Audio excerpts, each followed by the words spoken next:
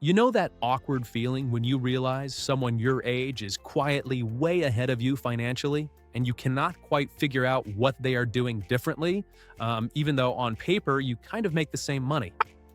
It almost feels like they were handed a secret instruction manual when you were not, right? Tonight, I want to show you that manual. And in this video, I want to walk you through the wealth blueprint that most rich families quietly follow, even if they never sit down and explain it out loud. Once you see it, you will not be able to unsee it, and it is going to change the way you think about every dollar that hits your bank account. Because here is the weird part. You probably already know how to save a little. You know you should invest.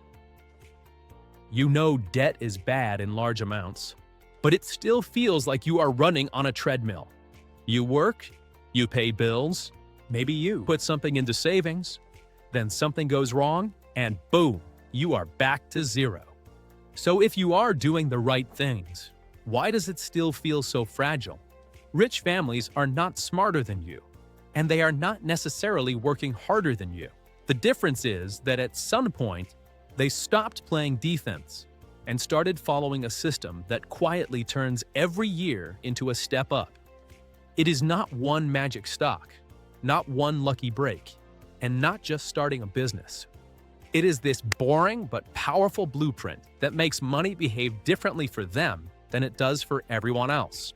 And once you understand it, you can start following it even if you are starting from negative. So let us start with step one of the blueprint, the one most people never get past. Rich families think about money in terms of systems, not goals. Most people say things like, I want to save $10,000, or I want to be debt-free. That sounds responsible, but it keeps you in survival mode. Because the second you hit the goal, your brain relaxes, life happens, and you slide backwards. Rich families ask a different question. They ask, how do we design our life so that saving, investing, and protection happen automatically whether we feel motivated or not? Imagine two people making the same income. One treats money like a series of emergencies and wishes. The other treats money like a factory. That factory takes in every paycheck and, without emotion, sends a percentage to protection, a percentage to growth, a percentage to lifestyle. Same income, completely different outcomes over 10 or 20 years. That is why you sometimes see a regular-looking family with a boring house and a boring car who ends up with millions by the time they retire. It is not vibes. It is systems. Let me give you a quick, simple example. Suppose you make $4,000 a month after tax. Most people let that whole amount land in one checking account, and then they just kind of hope they do better this month. A rich family blueprint would slice that same $4,000 into separate jobs. Maybe $300 goes automatically to an emergency fund, $300 to investments, a small chunk to long-term goals, and the rest to bills and fun. You do that for 1 month, and nothing really changes. You do that for 5 years, and your life is unrecognizable. And here is the wild part. You do not even need huge percentages at the start. If you just took 10% of your take-home and sent it to your future automatically, that is $400 a month in this example. Over a year, that is $4,800. Over 3 years, that is more than $14,000 before any growth. Now add in even a normal investment return, and suddenly that tiny 10% is doing more work for you than your second job. This is the moment the blueprint flips from fragile to powerful. Now, before we go deeper into how rich families allocate money, quick pause. If you are already getting ideas, or maybe feeling a little called out, in a good way, hit subscribe and like so this kind of content keeps showing up for you. It really helps keep the channel going, so I can keep breaking down money in a way that actually makes sense. Okay, let us get back into it, because the next part of the blueprint is where most people completely misprioritize. After the system mindset, the next piece is protection first, opportunity second. Most people do the opposite. They hear about investing, crypto, options, whatever the hot thing is this year, and they jump into a growth while their entire financial life is one flat tire away from disaster. Rich families quietly play a different game. Their first goal is not to get rich quickly. It is to become hard to knock over. Only then do they start taking bigger swings. Think about your money like a house. If the foundation is cracked, it does not matter how fancy the kitchen is, the whole thing is unstable. For money, that foundation is an emergency buffer, manageable debt, and some basic protections like insurance and a will. Not glamorous, I know, but rich families treat these boring things like non-negotiable infrastructure. They know that if every surprise turns into a credit card balance, their wealth factory is leaking from the bottom. Now here is how that looks in real life. Let us say you are starting at zero, maybe with some debt. The blueprint is not invest as much as possible right away. The blueprint is get 1 month of bare-bones expenses in cash as fast as you reasonably can.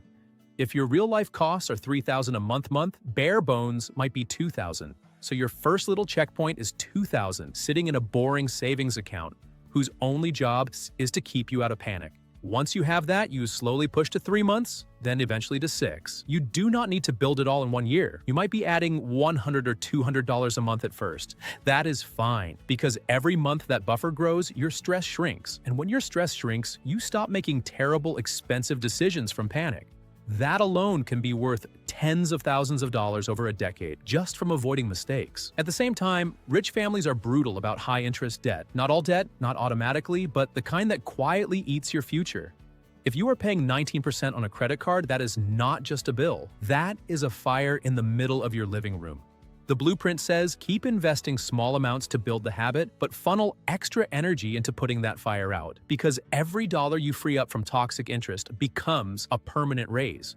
You can redirect into your wealth factories. Okay, so you have a basic buffer and you are taming the worst debt. What happens next in the rich family blueprint is where things start to feel different. They stop thinking like individuals and start thinking like a small company. Companies have operating expenses, profit margins, reserves, and growth projects. In a rich family, every adult understands roughly how the money system works. There is a shared language, even if no one ever sits down and uses those fancy terms. Instead of, I hope there is money for this, it turns into, our monthly burn rate is about X, we invest Y, and we keep Z as dry powder. Translated into normal words, that just means they know how much it costs to be them, how much is being set aside for the future, and how much flexibility they actually have. That awareness alone is like switching the lights on in a room you have been walking through in the dark.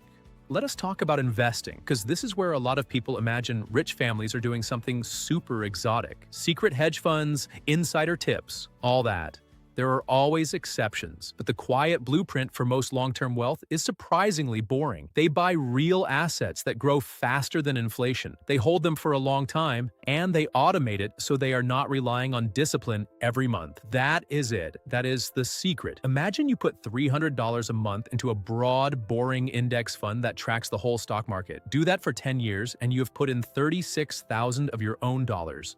If the market earns an average return over that period, your account could easily be worth around $50,000 or more. Do it for 20 years, and the gap between what you put in and what you have becomes even more ridiculous. That gap is your money doing the work instead of you. Rich families start that process early, and they keep it running in the background no matter what the news says. That is another part of the blueprint. They do not let headlines control their wealth factory. Recession, election, market crash, whatever it is, the system keeps buying. When prices are down, they are quietly getting more ownership for the same monthly contribution. When prices are high, their existing assets have grown.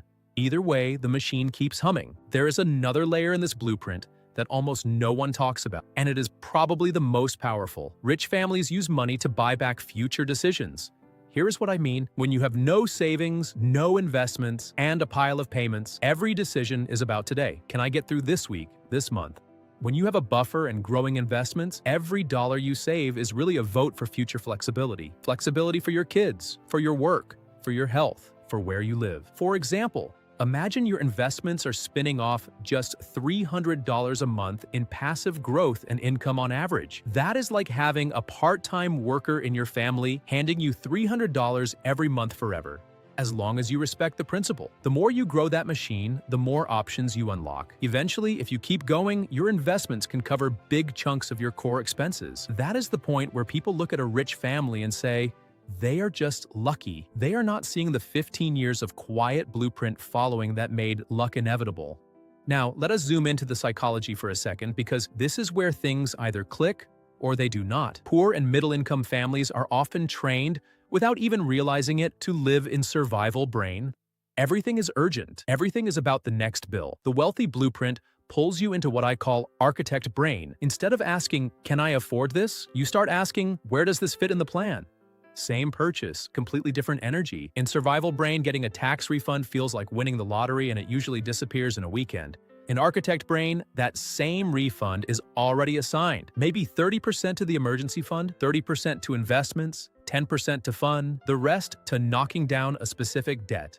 You still get enjoyment, but now every unexpected dollar is also building your future scaffolding. Over a few years of doing this, opportunities that used to feel impossible start to show up.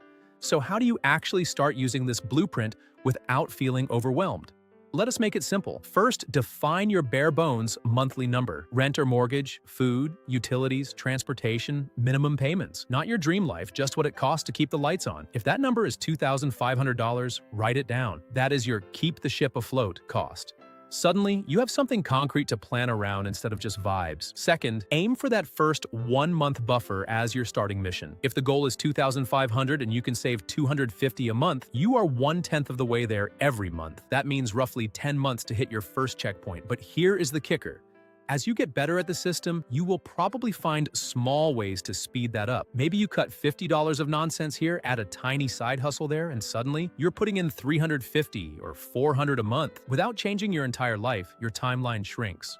Third, once that first month buffer is in place, you do two things at once. You keep adding slowly to the buffer, and you turn on a small automatic investment. Even if it is $50 a month, even if it feels embarrassingly small, it is critical because identity-wise, you want to become the kind of person who invests every month, not the kind of person who will invest when things calm down. Things never just calm down. You create the calm by starting anyway.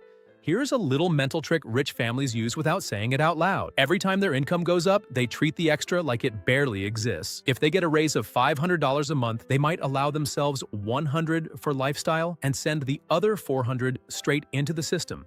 That one decision, repeated over a career, is the difference between someone who always feels a little tight and someone whose net worth quietly explodes in the background. Let us do some napkin math on that. Imagine you start doing this at age 28, and every year your income grows a bit. On average, you manage to increase your investing and saving by just $150 a month each year, either from raises or from trimming waste. That does not feel like much in any single year. But over 10 years, you have progressively ramped from maybe $50 a month invested to well over $1,000. The early dollars have been compounding the entire time. By your late 30s, you are not just catching up, you are building real multi-six-figure traction. Now, another quiet part of the rich family blueprint is how they think about kids and partners. In a lot of families, money is a source of tension, secrets, or silence. In wealthy families, money becomes a shared game. Kids see their parents talking about trade-offs, about saving for future goals, about why they are saying no to certain things now because they want something bigger later. They do not get every toy they ask for, but they are being given something more valuable, a mental model. If you grew up in a family where money was stressful or never talked about, this might feel completely foreign. That is okay. You can start the blueprint with yourself. One simple habit is to do a 10-minute money meeting with yourself once a week. Look at what came in, what went out, what went to the future, and what you want to adjust. You do not need a spreadsheet with 50 categories, just 3 questions. What worked? What hurt? What do I want to change next week? Repeating that small review builds more awareness than any budgeting app alone. Rich families also understand something subtle about lifestyle creep. Lifestyle upgrades feel great in the moment, but they almost never make you as happy as you think they will for as long as you imagine. The fancy car, the bigger house, the constant new gadgets, they all become normal shockingly fast. The blueprint answer is not to live like a monk forever. It is to delay big lifestyle jumps until your wealth factory can easily support them. That way, your upgrades are funded by your assets, not your future stress. Here is a really powerful filter you can steal. Before saying yes to any big expense, ask, will this make future me more free, more stuck, or neutral? Some things that cost money actually increase future freedom. Education that increases your earning power, moving closer to work so you get time back, buying tools that help you start a side business. Other things are just shiny handcuffs. They look nice, but they lock in higher monthly costs for years. The rich family blueprint says, stack freedom purchases early, luxury purchases later. We also have to talk about taxes for a second because this is a huge, quiet lever. Rich families obsess over after-tax money, not just pre-tax salary. They use retirement accounts, employer matches, and legal deductions to make sure more of what they earn stays in their ecosystem. You might not have access to everything they do, but chances are there are at least one or two tax-advantaged accounts you are not using to their full potential. Every dollar you legally keep from taxes is a dollar that can go to your future instead of disappearing. Even if you just take advantage of a basic employer retirement match, that is essentially free money added to your wealth factory. If your employer will match up to 3% and you are not contributing at least that much, you are literally refusing part of your paycheck. Turning that on and forgetting about it is one of the lowest effort, highest return moves you can possibly make. Over 15 or 20 years, that alone can turn into a six-figure difference in your net worth. Another piece of the blueprint is that rich families are not afraid to be boring for a surprisingly long time. In a world where everyone is chasing the next exciting thing, they are perfectly comfortable doing the same simple money moves month after month: automated investing, periodic rebalancing, gradually increasing contributions, avoiding outrageously dumb risks. That boredom is their competitive advantage. While everyone else burns energy chasing shortcuts, they let time and compounding carry the heavy load. This does not mean they never take risk. It means their risk is layered on top of a solid base, not instead of one. Maybe they put a small percentage of their net worth into a higher risk venture or business idea. If it works, great, that accelerates things. If it fails, their core plan is unaffected. For most families, the mistake is flipping this. They have no foundation, and then they roll the dice on something huge to get ahead. And if it goes badly, they are set back 5 or 10 years. So where does all of this leave you right now, listening to this? Maybe you feel behind. Maybe you have made some money mistakes. Maybe you have started and fallen off 3 different times. I want you to hear this clearly. Rich families do not have perfect histories. What they do have is a decision point where they stopped letting the past write the script and started following a blueprint on purpose. Your decision point can be today. Not in January, not when the debt is gone, not when you feel ready. Today. If you remember nothing else from this video, remember this: wealth is not a personality trait. It is a set of boring behaviors